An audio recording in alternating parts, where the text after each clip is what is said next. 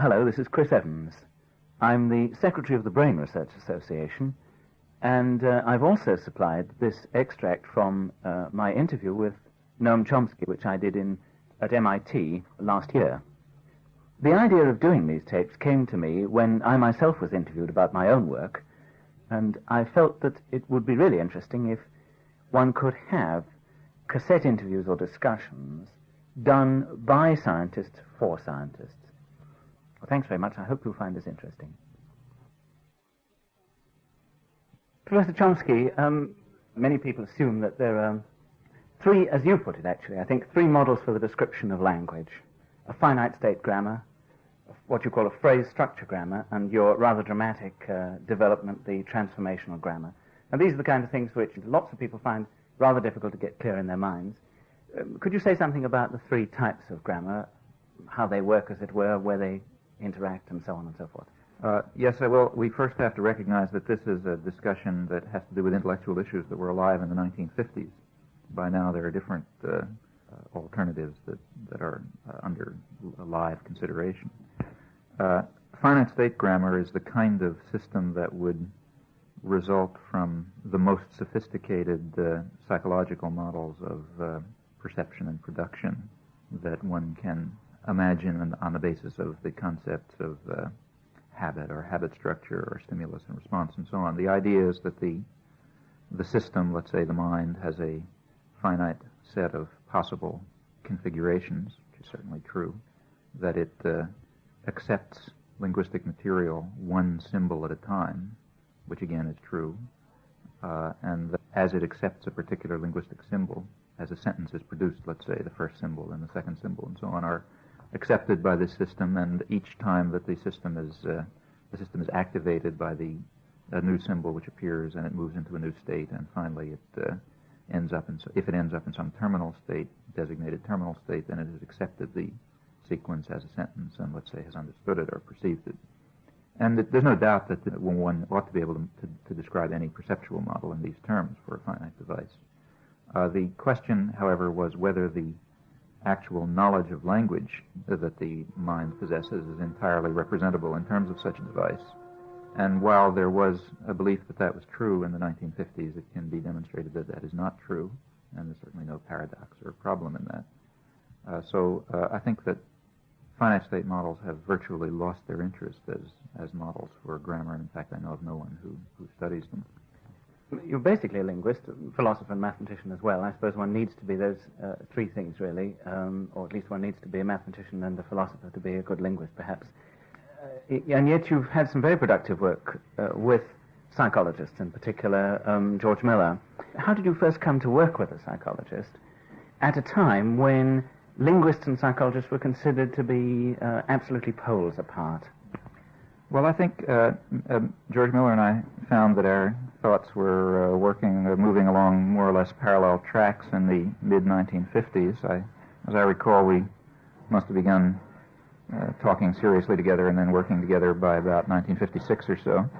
And Miller had done very productive work on cognitive psychology, developing information theoretic models, and had begun to see their basic inadequacy, I believe, and we were jointly interested in the question of the relationships among the various kinds of models that we were discussing earlier, and the reasons for and the basis for the inadequacy of finite state models, the most abstract models that one could dream of achieving within the framework of even cognitive psychology, let alone behavioral psychology as then understood.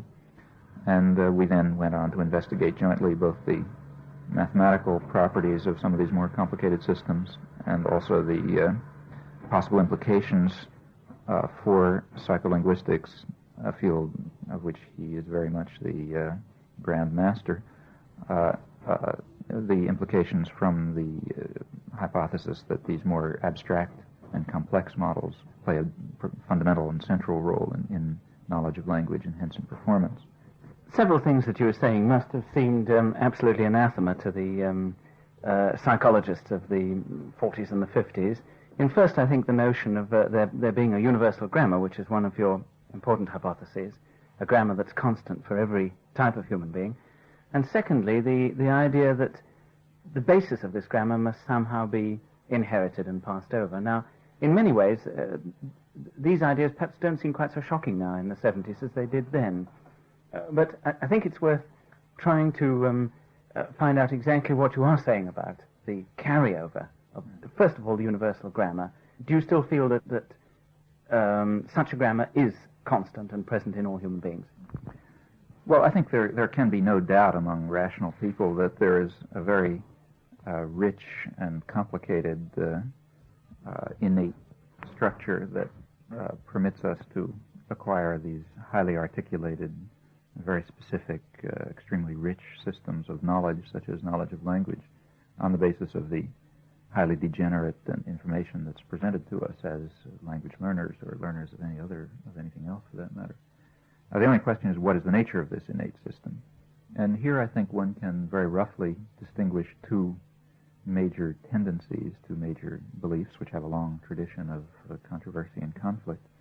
One approach, I'll call it empiricist, because I think it does express the leading idea of traditional empiricism, is that what is innate to the mind is a system of processes and procedures and analytic mechanisms, a kind of data processing procedure, by which the data of sense, which is given a preliminary analysis in terms of innate structures of perception, is then further organized.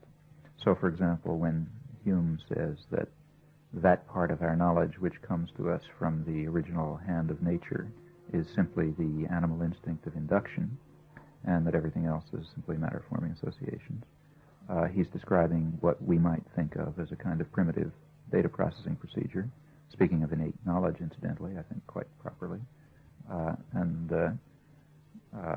That is a clear expression of one general approach towards the problem of acquisition of knowledge. We have data of sense. We have a preliminary processing system which analyzes it into properties and so on. And then we have certain procedures like the procedure of forming associations, or of carrying out induction, or of developing habit structures of some sort, or of carrying out constituent analysis, say. That's what I meant by saying that Harris's approach was the most sophisticated empiricist approach that existed. And our knowledge is simply the result of the application of these innate data processing procedures to the presented data of sense. That's one approach. Another approach, which seems to me to express the leading ideas of traditional rationalism, and I'll here call it a rationalist approach, is to say that the structure of our system of knowledge is what is predetermined. It's the form of the knowledge that's predetermined. We have a schematism which determines the kinds of knowledge and the arrangement of principles and concepts that can be acquired on the basis of experience. And this approach pays little attention to, and in fact sees little interest in, such procedures as may exist to move from the data to the knowledge. If we think of the problem of learning as having three elements, namely input, operation, and output, the system has a certain input of experience, it carries out a certain operation, and it has a certain output as a result. That's learning in a most general sense.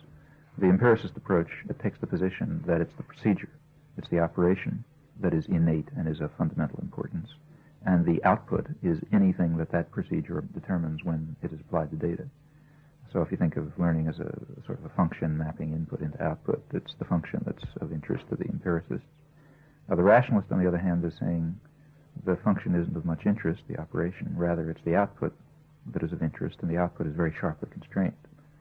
It must be of a certain type. So a rationalist theory of perception would say that we perceive the data of sense in terms of schematisms which are determined by, let's say, the geometrical notions of regular figure, because the mind produces the regular triangle innately, and we see actual triangles as distorted variants of regular triangles because the mind simply deals with those regular geometrical figures. An empiricist might try to approach the same material by saying that we somehow form the notion of regular geometrical figure by association or induction or whatever. Here's a clear case where I think the rationalist approach, which was developed in the 17th century, in fact, is almost certainly correct if developed in a modern form. Well, applying these perhaps overly sharp differentiations to the case of language, there is an approach which is very well represented by the best work, the most sophisticated work in structural linguistics, which sought to express and develop precisely procedures of analysis which would yield grammatical structures, knowledge of language, if you like, by application to a corpus of data. That's one approach. The rationalist approach, on the other hand, says the kinds of language that are accessible to the mind are a very narrowly restricted class. And the task that the child has is to discover which of the humanly accessible languages is the one to which he is being exposed.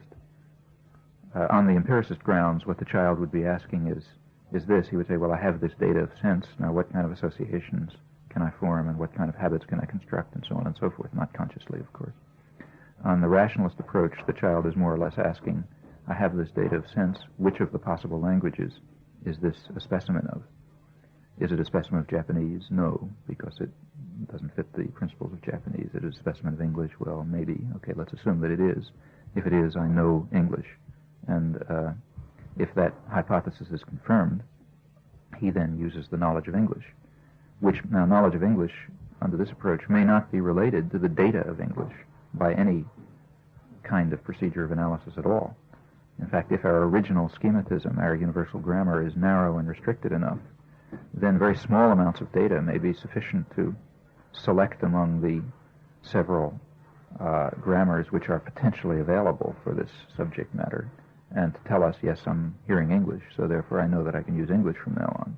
Well, I don't mean any of this literally, of course. This is a way of trying to separate as sharply as possible two very different approaches, two very different concepts, and as I guess these remarks indicate, I believe that the rationalist approach is correct, that the process of learning languages is a process which we can explain as follows. The mind innately has a universal grammar, a very narrow restriction that permits certain systems and excludes other systems which would be equally useful for communication but just don't happen to fit the structure of the mind.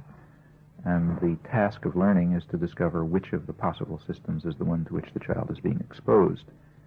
It is the task of taking this universal schematism, this framework, and putting a little meat on the bones, that is, finding out how it is articulated specifically in this particular case, filling in details that are left empty and open in the schematism. But the result is largely predetermined by the innate structure of the mind. That's this thesis. And as you say, that was, maybe perhaps still is, anathema to psychologists, though not, I should think, to at least physiological psychologists, who take for granted something rather similar in their own work all the time. I mean, it shouldn't be any surprise to, let's say, a physiological psychologist that our concepts of visual space, let's say, are based on highly articulated, very specific schematisms that are determined by the structure of the brain, by the structure of the visual cortex.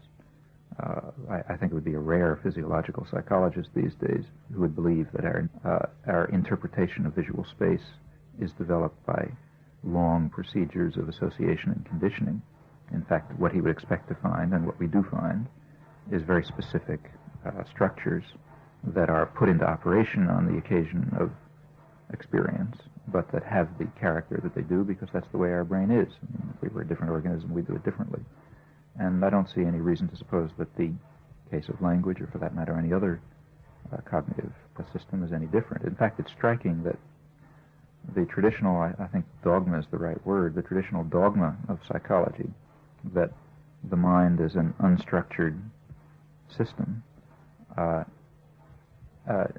first of all, if that dogma is true, it would mean that the mind is unique among biological systems. In any place where we know anything about some biological system, we find that it doesn't operate that way.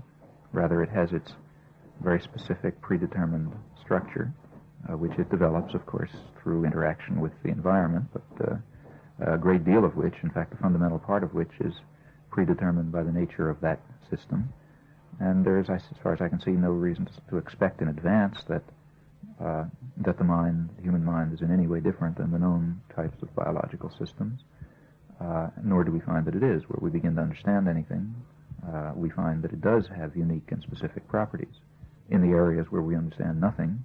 Of course, the psychologist is still free to hold on to his dogma, but I suspect that I think it's a fair prediction that the domain of this dogma will be gradually restricted as more and more is learned about the nature of cognitive systems and maybe ultimately about the physiological structures in which they're based.